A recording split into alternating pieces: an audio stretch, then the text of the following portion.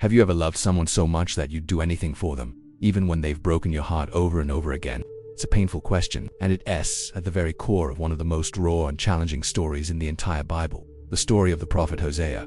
This isn't just an ancient tale. It's a living, breathing drama about betrayal, heartbreak, and a love so relentless it seems almost unbelievable. It's a story that speaks directly to anyone who has ever felt the sting of a broken promise or the agony of loving someone who keeps walking away. Our story begins with God giving Hosea a command that is, to put it mildly, shocking. God tells him, "Go, take a wife of whoredom and have children of whoredom." Now, let's just pause here for a moment. Can you imagine being asked to do this? Hosea is a prophet, a man dedicated to speaking God's word. And God's first instruction for his personal life is to marry a woman known for her name is Gomer. This isn't a setup for a fairy tale romance. This is a setup for a life of guaranteed pain. And why? Because God wanted Hosea's life to become a living, walking, breathing sermon. His marriage was going to be a real-life parable of God's relationship with his people, Israel. So, Hosea obeys. He marries Gomer, and they start a family. They have 3 children, and even their names are part of the message. Their first son is named Jezreel, which means God will scatter. It's a prophecy of judgment, a reminder of the consequences of turning away from God. Their second daughter is named Lo-Ruhamah, which translates to not loved or no mercy. It signifies a relationship where the affection and protection that were once there have been withdrawn. And their third child, another son, is named Lo-Ammi, meaning not my people. This is the ultimate statement of estrangement. The covenant relationship is broken. Through the names of his own children, Hosea is prophesying the brokenness between God and Israel. Imagine the weight of that, carrying those names, living that reality every single day. As the story unfolds, the prophecy of Gomer's unfaithfulness becomes a painful reality. She leaves Hosea. She goes back to her old life, chasing after other lovers, seeking satisfaction in all the wrong places. The Bible describes her pursuing them, believing they are the ones who give her food, water, wool, and oil. She completely forgets that it was Hosea, her husband, who provided for her all along. This is where the story gets deeply personal and incredibly painful for Hosea. His wife, the mother of his children, has publicly shamed him and abandoned their family. In that culture, he had every right to divorce her, to cast her aside, to move on from the humiliation. No one would have blamed him. In fact, most people would have expected it. It was the logical, sensible thing to do. But that's not what God asks of him.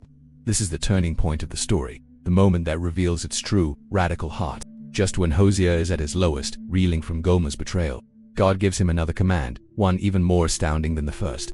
He says, "Go again, love a woman who is loved by another man and is an adulteress." He's not just telling Hosea to feel love for her in his heart. He's telling him to go and actively pursue her, to bring her back. And the instruction is specific. Love her as the Lord loves the children of Israel, though they turn to other gods. So, Hosea goes to find Gomer. He doesn't find her living in luxury. He finds her in a desperate situation, likely being sold in a slave market. She has hit rock bottom. Her lovers have abandoned her and she has nothing. And what does Hosea do? Does he gloat? Does he say, "I told you so"? No, he buys her back. He pays the price for her freedom, 15 shekels of silver and a large amount of barley. He literally redeems her from slavery. He brings her home, and his words to her are so telling. He says, "You must dwell as mine for many days. You shall not play the harlot or belong to another man. So will I also be to you." This isn't just about possession, it's about restoration.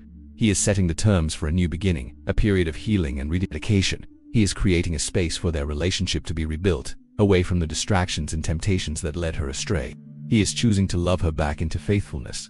This act of Hosea buying back his own wife is the central image of the book. It's a powerful, gut-wrenching picture of what theologians call hesed love. This is a Hebrew word that doesn't have a simple English equivalent. It's a blend of love, loyalty, mercy, and faithfulness. It's a covenant love, a love that keeps its promises even when the other party has broken theirs. It's the kind of love that pursues, that redeems, that restores, no matter the cost. Hosea's personal agony was a mirror reflecting God's own heartbreak.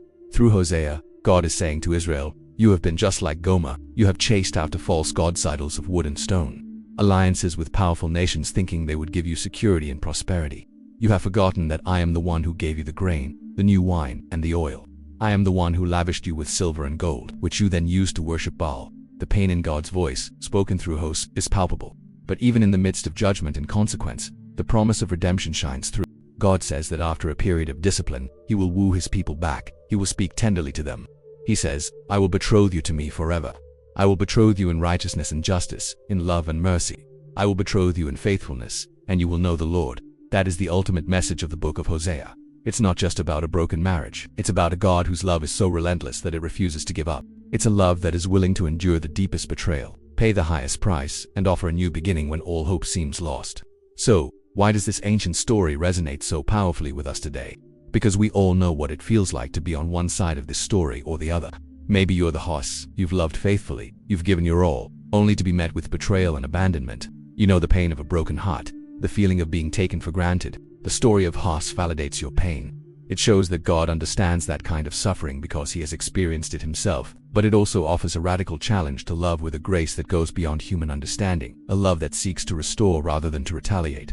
Or maybe, if we're truly honest with ourselves, we see a bit of Gomer in our own reflection. We've all chased after things we thought would bring us happiness, security, or fulfillment, only to find them empty. We've all had moments where we've forgotten the source of our true blessings. We've turned away from the very relationships that give us life. Gomer's story is a reminder that no matter how far we've strayed, no matter how low we've fallen, redemption is possible. It shows us a picture of a God who doesn't wait for us to clean ourselves up. He comes and finds us in our mess, pays the price to bring us home, and offers us a clean slate. The story of Hosea is a profound exploration of unconditional love in the face of broken trust. It teaches us that God's love isn't based on our performance or our faithfulness. His love is based on his character. It is steadfast, pursuing, and restorative. It's a love that sees our brokenness and doesn't turn away. Instead, it moves toward us with the offer of healing and a new beginning. It's a tough story, there's no doubt about it, but its message is one of incredible hope. It shows that even the most fractured relationships can find a path toward healing, and that divine love is a powerful, relentless force that never ever gives up. It's a love that looks at a broken world, a broken people, a broken you and me, and says, "Go again, love them." Thank you so much for journeying through this incredible story with me today. If it resonated with you, please hit that like button and subscribe for more deep dives into these powerful narratives. And I'd love to hear your thoughts in the comments below. Have you ever felt like Hosea or a Gomer in your own life? Let's talk about it. See you in the next video.